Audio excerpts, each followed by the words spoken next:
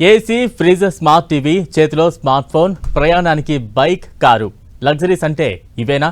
అసలు శిశులు లైఫ్కు అర్థం టెక్నాలజీని వాడుకోవడమేనా? కాదు, ఖచ్చితంగా కానే కాదు. అంతకు మించిన జీవితం ఒకటుంది.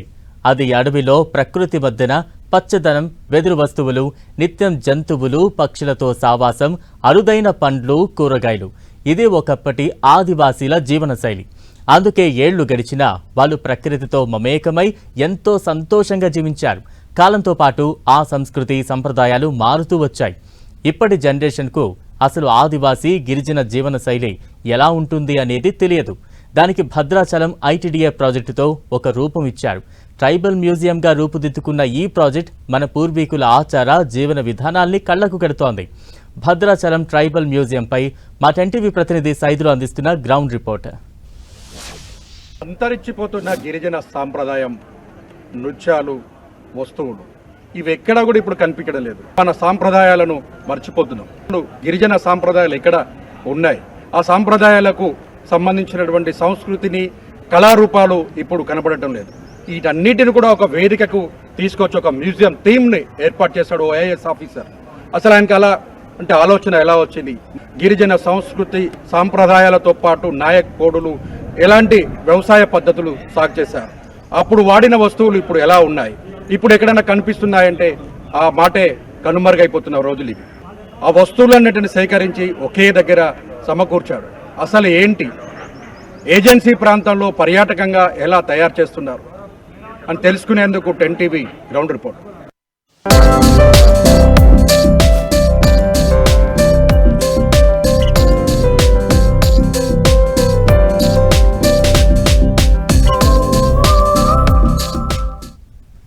భావితరాలకు గిరిజనులు, ఆదివాసీల సంస్కృతి, సంప్రదాయాలు, జీవన విధానాన్ని తెలియజేయాలన్న ఉద్దేశంతోనే ఐటీడీఏ ప్రాజెక్ట్ అధికారులు ట్రైబల్ మ్యూజియం రూపకల్పన చేశారు. ఆనాటి అడవి జీవితం, గ్రామీణ వాతావరణం ఇక్కడ ప్రతిబింబిస్తుంది. అసలు కరెంటు కూడా లేని రోజుల్లో వాళ్ళు ఎంత గొప్పగా జీవించారనేది కళ్లకు కడుతుంది.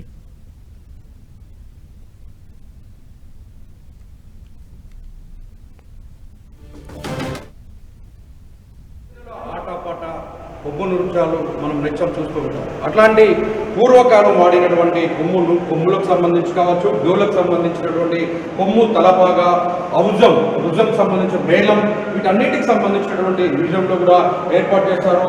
ఆరాతి బిడ్డలు, డోలు కొయ్య అంటారు. వీటికి సంబంధించి జాతరలకు, కర్మలకు మరియు చావులకు వీటిని ఉపయోగిస్తూ ఉంటారు. కర్మలు ఎప్పుడు కోయపుట్టు పూర్వోత్తరాలు చెప్తూ ఈ డోలిని ఉపయోగిస్తున్న పరిస్థితి అయితే ఉంది. అదేవిధంగా డోలదులకు సంబంధించి కావచ్చు, కొమ్ము తలపాగకు సంబంధించినట్లు అడవి దున్న కొమ్ములతో తయారు చేసిన తలపాగను ధరించి నృత్యం చేస్తూ ఉంటారు గిరిజనులు. తాటిమట్ట, నార, అడవి దున్న కొమ్ములను ఈ నెమలీకలతో తయారు చేసినటువంటి ఈ కొమ్ము తలపాగను తయారు చేస్తారు. అదేవిధంగా ఔజం, దీనిని కొయ్య పొద్దుతో కూడా తయారు చేసి 2 పక్కల మేఘతో కప్పుతూ ఉంటారు. ఔజం కొడుతూ ముందు వెళ్తుంటే దాని వెనకాలే పెద్ద డోలు కొయ్యలు కొడుతూ నృత్యం చేస్తూ అనుసరిస్తారు. అంటే మొత్తంగా ఆ రోజుల్లో జరిగినటువంటి సాంప్రదాయాలకు సంబంధించినటువంటి ప్రతిదీ కూడా ఈ మ్యూజియంలో ఏర్పాటు చేస్తారు. ఎక్కడ ప్లాస్టిక్ అనే పదం లేనటువంటి పరిస్థితి మనం చూడొచ్చు. ఇక్కడ చేప బుట్ట, వెదురు బుట్ట, బంజారు బుట్ట, తేనె బుట్ట, జల్లి బుట్ట, వెదురు జల్లెడ, పండ్ల బుట్టలు, వెదురు బుట్ట, అంటే మొత్తంగా ఈ బుట్టలను కూడా వెదురుతో తయారు చేసినటువంటి ఉన్నాయి తప్ప ఎక్కడ కూడా ప్లాస్టిక్ అనే పదం మనకు కనిపించట్లేదు. ఇప్పుడు ఈ టెక్నాలజీలో మారిన కాకుండా ప్రతిదీ కూడా ప్లాస్టిక్ తోనే ముడిపడుతున్నటువంటి సంస్కృతి మనకు కల్పిస్తున్నటువంటి పరిస్థితి. జల్లిబుట్టకు సంబంధించి మనం చూడవచ్చు ఎలా గిరిజన సాంప్రదాయాలు ఎలా వెళ్ళేవారు, వ్యవసాయానికి సంబంధించి వెళ్తున్నటువంటి నృత్యం అంటే ఒక చిత్రాలు కూడా మనం చూడవచ్చు. వ్యవసాయానికి వెళ్తున్నటువంటి ప్రతిదీ కూడా ఇక్కడ ఉన్నటువంటి పరిస్థితి అయితే కనిపిస్తుంది. అక్కడ వంటలో వాడినటువంటి గరిటలకు సంబంధించి ఇప్పుడంతా స్టీలు, ఇనుపకు సంబంధించి ఇతరే వస్తువులు మనకు దర్శనమిస్తుంటే ఇక్కడ మాత్రం పురాతన కాలానికి సంబంధించినటువంటి దర్శనమిస్తున్న పరిస్థితి అయితే కనిపిస్తుంది. ఒక సోకు బుర్రకు సంబంధించిన మనం స్పష్టంగా చూస్తున్నాం. సొరకాయ బుర్ర అంటే దీనికి సంబంధించి కళ్ళు సేకరణ కోసం ఉపయోగించేవారట. వెదురు బుట్టకు సంబంధించి అన్ని రకాలుగా ఉపయోగించారు. వంటగది నందు ఆహారం తయారు ఉపయోగించే గంటలకు, అదేవిధంగా వంటగది నందు పప్పు దినుసుల కోసం నెరవేర్చడానికి మరొక తాటలు కూడా ఉన్నటువంటి పరిస్థితి. అదేవిధంగా మనం చూడవచ్చు ఇక్కడ దొరికేటువంటి అంటే అడవిలో దొరికేటువంటి పూర్తి స్థాయిలో కూడా అటవీ ఉత్పత్తులు ఇక్కడ ఇప్ప పువ్వు, ఇప్ప బద్ద, ముష్టి గింజలు, చిల్లి గింజలు, నల్లజారి గింజలు, ఇట్లా మొత్తం చూసుకుంటే కరక్కాయలు, నారమామిడి చెక్క, కుంకుడుకాయలు, గచ్చకాయలు, కాను గింజలు, ఇలా ఇవన్నీ కూడా ఇక్కడ అడవిలో దొరికేటువంటి ఉత్పత్తులు. ఈ ఉత్పత్తులన్నీ కూడా సేకరించి పెట్టారు. మనం చూస్తున్నాం ఇది ఇల్లు, ఇది కూడా పురాతన కాలంలో ఏర్పాటు చేసినటువంటి ఇల్లు. పూర్తిగా ఇక్కడ ఉన్నటువంటి ఇళ్లలో కూడా మనం చూస్తున్నాం ఈ ఇంటికి సంబంధించినట్లు చూడొచ్చు. ఎందుకంటే ఇక్కడ మనము ఇప్పుడు కరెంటు పోతేనే 1 సెకండ్ కూడా ఉండలేనటువంటి రోజు, మొత్తంగా ఏసీలకు అలవాటు పడుతున్నటువంటి పరిస్థితి. కానీ ఆ రోజుల్లో మాత్రం ఇక్కడ ఉన్నటువంటి లైట్కు సంబంధించిన దీపం సంబంధించినటువంటి బుడ్డి కావచ్చు, ఇక్కడ మొత్తం కూడా ఇక్కడ ఏర్పాటు చేసిన ప్రతిదీ కూడా కుండలో ఉన్నటువంటి పరిస్థితి. చెక్కలతో ఏర్పాటు చేసినటువంటి ఇల్లు ఇక్కడ మనకు దర్శనమిస్తుంది. ఇక్కడ బియ్యం వండుకోవడానికి సంబంధించిన మొత్తం సామాన్లను కూడా మనకు కనిపిస్తుంది, ఉట్టి కనిపిస్తున్నటువంటి పరిస్థితి ఉంది.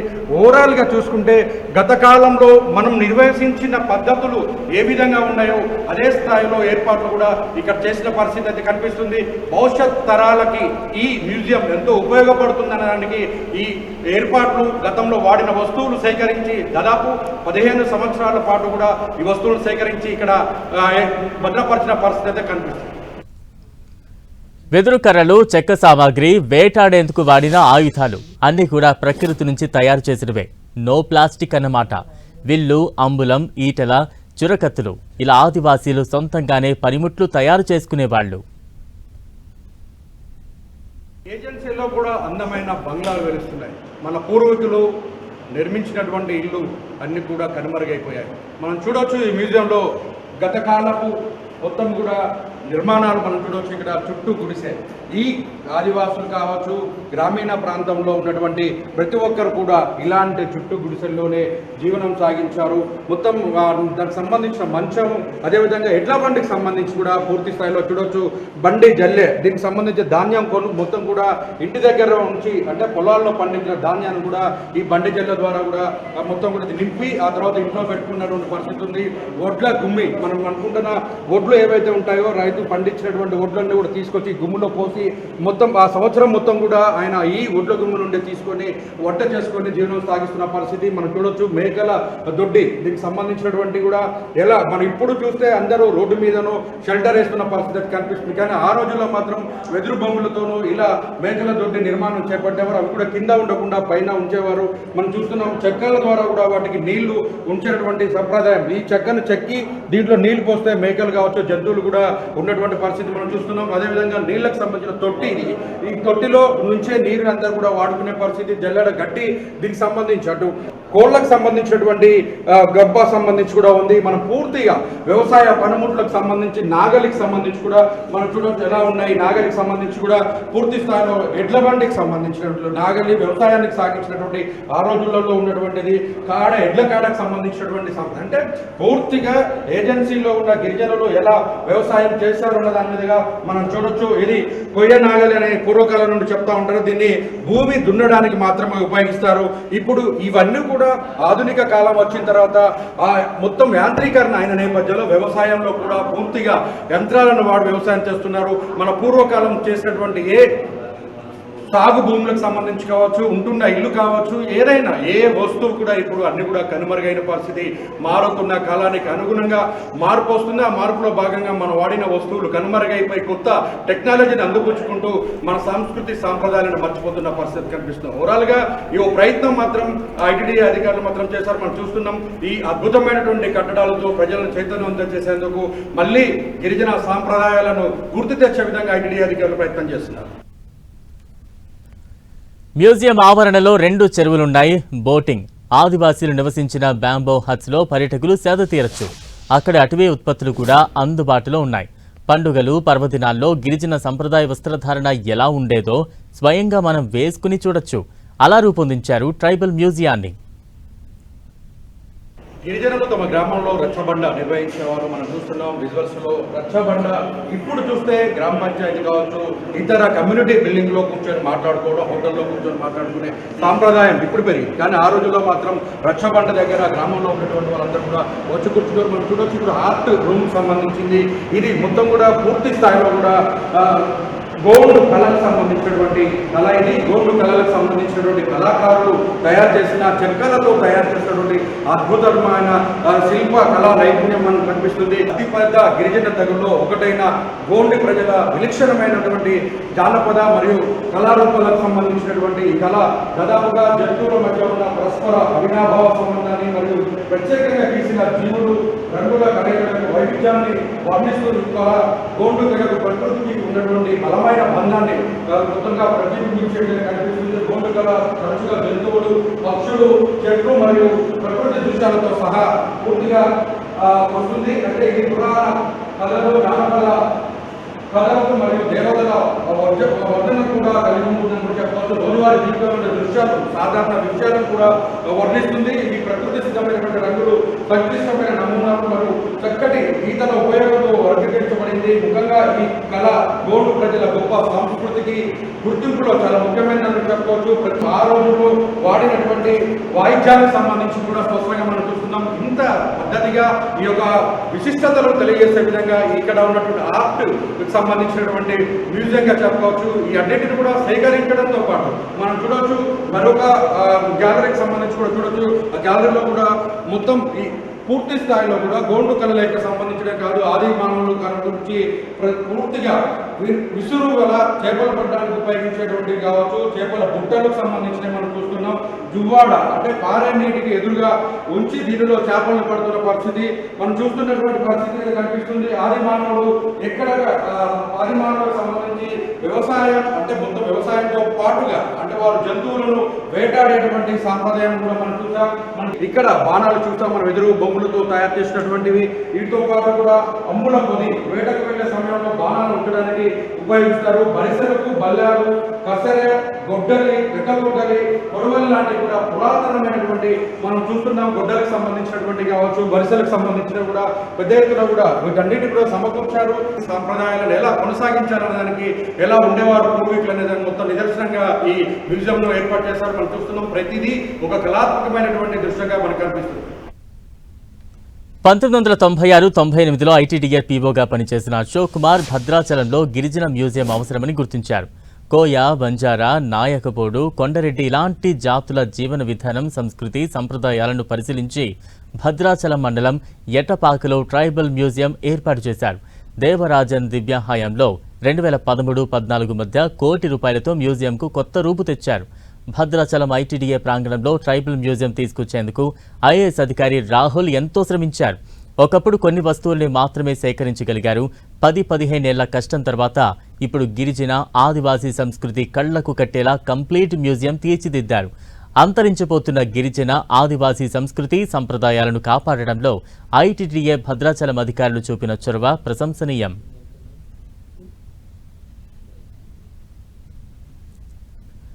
అసలు దీనికి ఎలా బీజం పడింది? ఐటీడీఓ పీఓ రాహుల్తో మా ప్రతినిధి సైదులు ఫేస్ టు ఫేస్. ఇలాంటి మొత్తం కూడా మ్యూజియంగా ఏర్పాటు చేశారు. మనతో మాట్లాడేందుకు ఐటీడీఓ పీఓ ఉన్నారు. సార్ చెప్పండి, జనరల్గా అంతరించిపోతున్నటువంటి సాంప్రదాయాలు మళ్ళీ మీరు వెలుగులో తీసుకొచ్చే ప్రయత్నం చేస్తారు. ఈ ఆలోచన ఎలా అంటే నేను ఇక్కడికి వచ్చి ఒక 8 months అవుతుందండి. ఆదివాసీ గిరిజన కల్చర్ అన్నది చాలా రిచ్ కల్చర్. అంటే వాళ్ళ ఆహారపు అలవాట్లు కానీ, వాళ్ళు పనిచేసే పనిముట్లు కానీ, వాళ్ళ జీవన శైలి కానీ చాలా యూనిక్గా ఉంటుంది. ఈ జనరేషన్ అంటే ఇప్పుడు 30s, 40s ఏజ్లోనే ఇన్ని ఆరోగ్య సమస్యలు వస్తున్నాయి. అట్లాంటి వాళ్ళు అంత గట్టిగా ఎట్లా ఉన్నారు, అది ఈ జనరేషన్కి, రాబోయే జనరేషన్కి తెలిసి ఎలాంటి ఆరోగ్య సమస్యలు ఉండకూడదు, ఎట్లా హ్యాపీగా ఉండాలి అని వాళ్ళకి అందరికీ తెలియజేయాలన్న ఉద్దేశంతో ఈ మ్యూజియం ఏర్పాటు చేయడం. అంటే ఇవి ఇప్పుడు ఇమీడియట్గా సేకరించినవి కాదండి, ఓవర్ ద లాస్ట్ 10-15 years నుంచి సేకరిస్తూ వస్తున్నారు. బట్ ఇట్లా ఒక మ్యూజియంలో ఉంది అన్నది ఎవరికి తెలియదు. సో అది రివైవ్ చేయాలి, అందరికీ పెట్టాలన్న ఉద్దేశంతో లాస్ట్ ఒక 6 monthsలో మళ్ళీ కొన్ని సేకరించడం జరిగింది. భవిష్యత్ తరానికి ఏం చెప్పదలుచుకుంటారు? అంటే అందుకే మేము ఈ మ్యూజియంని కూడా అందుకే డివైడ్ చేసాము. ఒకటి హంటింగ్ రూమ్, అంటే ఇప్పుడు అవి పెద్దగా ఈ జనరేషన్కి ఉపయోగపడవచ్చు, కానీ వాళ్ళ చరిత్ర ఎట్లా ఉండేది. స్టడీ రూమ్ పెట్టాము. దాని తర్వాత ఆర్ట్ రూమ్, సో వాళ్ళ కళాకృతులన్నీ వాళ్ళకి తెలియాలి, అంటే ఇట్లా నేర్చుకోవాలన్న ఉత్సాహం వాళ్ళకి కలగాలి. లైఫ్ స్టైల్ రూమ్ అని ఒక పెద్ద రూమ్ పెట్టాము. సో వాళ్ళ ఇల్లు ఎట్లా ఉండేది, వాళ్ళు వ్యవసాయం ఎట్లా చేసేవారు, ఎట్లా సేవ్ చేసేవాళ్ళు.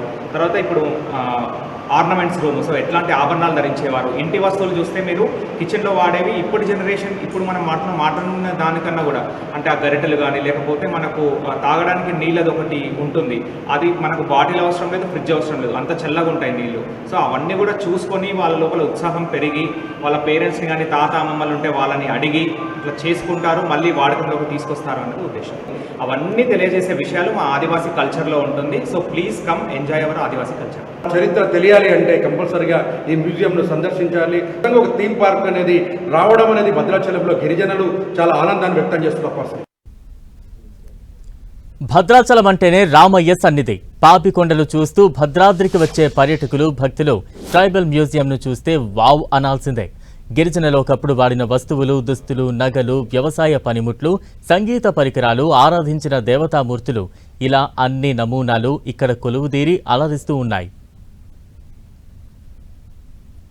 ఇలాంటి గిరిజనుల ఆరాధ్య దైవాలకు సంబంధించి కూడా ప్రత్యేకంగా మ్యూజియంలో ఏర్పాటు చేశారు. మనం చూడొచ్చు గిరిజనులు మొత్తంగా పెద్ద ఎత్తున కూడా సమ్మక్క సారక దేవాలయాలు మొత్తం దేవతలను పూజిస్తూ ఉంటారు. ఆ సంబంధించినటువంటి పూర్వకాలం వాళ్ళు ఏ విధంగా వాళ్ళ దేవతలను పూజించారు, అందుకు సంబంధించినటువంటి వాడిన వస్తువులు కావచ్చు, దేవతల యొక్క శిల రూపాలను కావచ్చు, మొత్తంగా ఇక్కడ ఏర్పాటు చేసిన పరిస్థితి మనం చూడొచ్చు. ఇక్కడ సంబంధించి మేరమ్మ భవానీ, విలింగర భవానీ, అలాగే ఇండ్ల భవానీ, దుబ్బ భవాని అంటూ కూడా మొత్తం కూడా ఆంధ్ర భవాని, ఇలా మొత్తంగా దేవతల యొక్క స్వరూపానికి సంబంధించిన శీతల పండగ అంటే గిరిజనలో లంబాడి తెగకు సంబంధించినటువంటి 7 దేవతలు కూడా ఇక్కడ పూజకు ఏర్పాటు చేసిన పరిస్థితి ఉంది. కుల దేవతలుగా వారిని భవానీ దేవతలుగా పూజిస్తున్న పరిస్థితి. తమ సముదాయానికి రక్షణ కల్పించాలని కూడా ప్రార్థనలు చేసేటువంటి సంస్కృతి ఇక్కడ ఉన్నటువంటి పరిస్థితి ఉంది. పరిస్థితి లంబాడీలు ఈ పండుగను తమ సాంప్రదాయానికి అనుగుణంగా ఉత్సాహంగా నిర్వహించే కళగా పురుషులు తమ ప్రత్యేక వస్త్రధారణ సాంప్రదాయాలు నృత్యాలకు సంబంధించి కూడా చూడొచ్చు. మనం నాయకోళ్ళు గుర్రరాజుల పేరుతో పంచపాండవుల్ని, కృష్ణుడిని, ప్రొడయ, సింగబోయుడు, మైసమ్మ, పోతరాజు, పెద్దమ్మ, మధ్యరామక్క, గడ్డమసరమ్మ, ఎర్రమ్మ మొదలగు దేవతలను కొలుస్తూ ఉంటారు. అంటే సమ్మక్క సారక జాతర అనేది తెలంగాణ రాష్ట్రంలోనే మేడారం గ్రామంలో జరిగే గిరిజన పండుగ. ఇది ఆసియా ఖండంలోనే అతిపెద్ద గిరిజన పండుగగా ప్రసిద్ధి చెందింది. ఒకసారి మాఘశుద్ధ పౌర్ణమి రోజున 4 రోజుల పాటు జరుపుకుంటారు. ఇప్పుడు వారు గతంలో మొక్కుతున్నటువంటి దేవుళ్ళు ఎలా ఉండేవారు, ఆ సాంప్రదాయాలు ఎలా ఉండేవని కూడా స్పష్టంగా ఇక్కడ పొందపరిచారు. ఇక్కడ ఏర్పాటు చేసిన పరిస్థితి ఉంది. ఆదివాసీలు నివసించిన ఇళ్లు, వాడిన వస్తువులు, వేసుకున్న ఆభరణాలు, వేటాడిన ఆయుధాలు దేనికవే చాలా ప్రత్యేకం. ట్రైబల్ మ్యూజియంలో కూడా వీటిని ప్రత్యేకమైన బ్లాకులుగా విభజించారు. మనం చూస్తున్నాం ఎదురు బొంగులతో ఏర్పాటు చేసిన ఇల్లు, తడికెలతో, ఎదురు బొంగులు మొత్తం తడికెలతో నిర్మించినటువంటి ఇల్లు.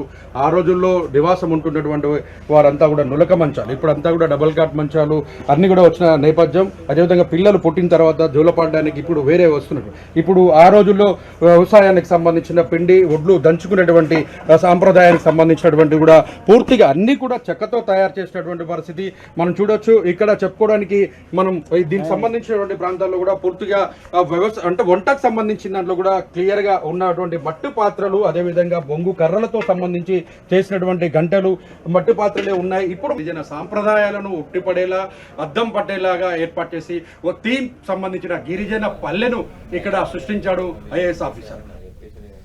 ఈ తరం పిల్లలు, పెద్దల్ని ఈ ట్రైబల్ మ్యూజియం ఎంతగానో ఆకట్టుకుంటోంది. తమ ముందు తరాల వాళ్ళు ప్రకృతితో ఇంతగా మమేకమై జీవించారా అని అబ్బురపరుస్తోంది. ఇలాంటి గిరిజన పల్లెకు సంబంధించినటువంటి దాంట్లో విద్యార్థులు కూడా అక్కడ సందర్శిస్తున్నారు. భవిష్యత్ తరాలకి ఏం అర్థమవుతుంది, వీళ్ళకి ఏం చూస్తారని తెలుసుకుందాం. మనం లోపల మ్యూజియం చూసారు కదా, ఏం కనిపిస్తుంది? మీ ఇంట్లో కూడా ఇలానే ఉందా? అలాంటి వస్తువులు ఎప్పుడైనా చూసావా? లేదు సార్, ఇప్పుడు ఇదే ఫస్ట్ టైం. చాలా బాగుంది. ఇలా పూర్తకాలంలో ఇలాంటివి చూడడానికి చాలా ఆనందంగా ఉంది. ఇంటి దగ్గర కూడా ఇలా ఉండేది కాదు. ఇళ్లలో అంటే ఇక మిషన్స్ ఇవి వచ్చినాయి. ఇప్పుడు అంటే ఈ ఐటీడీ ప్రాంగణంలో చూడడం వల్ల చాలా బాగుంది. బాగుంది సార్. ఇంకా ఇప్పుడు కొత్త కొత్త వస్తువులు, పురాతనమైన వస్తువులు చూస్తే ఇంకా బాగుంది. పురాతన కాలంలో ఇలా గుడిసెలు ఉంటాయని తెలియదు. ఇప్పుడు బిల్డింగ్లు ఉన్నాయి, మళ్ళీ అప్పట్లో ఇలా గుడిసెలు ఉన్నాయని తెలియదు. ఇలా విశేషాలు అవన్నీ ఉన్నాయని కూడా తెలియదు. ఇప్పుడే చూసినాం. సాంప్రదాయ వస్తువులు అన్ని కూడా ఇక్కడ ఏర్పాటు చేయడానికి ఎలా చూడాలి? చాలా బాగుంది సార్. ఎప్పుడో 40 సంవత్సరాల క్రితం మా ఇళ్లలో మేము చూసినటువంటి వస్తువులు ఇప్పుడు చూస్తే చాలా ఆనందంగా ఉంది. మా పిల్లలకు, ముందు తరాల వాళ్ళకు కూడా ఇది చాలా ఇన్నోవేటివ్గా ప్లస్ వాళ్ళు తెలుసుకోవడానికి సాంప్రదాయాలు మనం ఇలా ఉన్నామా అని చెప్పేసి తెలుసుకోవడానికి కూడా ఒక మంచి ఇదిగా ఉంది. ఇంతకుముందు మేము కేవలం మోడల్ ద్వారానే చెప్పాము, కానీ ఇప్పుడు ప్రాక్టికల్గా ఇవన్నీ చూపించి చెప్తే వాళ్ళు కూడా చాలా సంతోషపడే అవకాశాలు ఉన్నాయండి. గిరిజన ప్రాంతాల్లో ఉన్న వస్తువులు, తన అనుభవించినటువంటి ఇల్లు, ఇవన్నీ కూడా చూసి ఇవన్నీ అంతరించిపోయిన తర్వాత పిల్లలకు నోటితో చెప్తే అర్థం కాలేదు. కానీ ఇప్పుడు మాత్రం ఐటీడీఏ అధికారులు ఆ సాంప్రదాయాలను, కళా నృత్యాలకు సంబంధించిన వస్తువులు ప్రతిదీ కూడా ఈ మ్యూజియంలో ఏర్పాటు చేయడం చాలా సంతోషంగా ఉందని, ఇలాంటి కళను తెలుసుకునే విధంగా ఏర్పాటు చేయడం చాలా సంతోషంగా ఉందని ఆనందం వ్యక్తం చేస్తున్నారు. కెమెరామెన్ విజయ్తో సైదులు, 10 టీవీ, భద్రాచలం.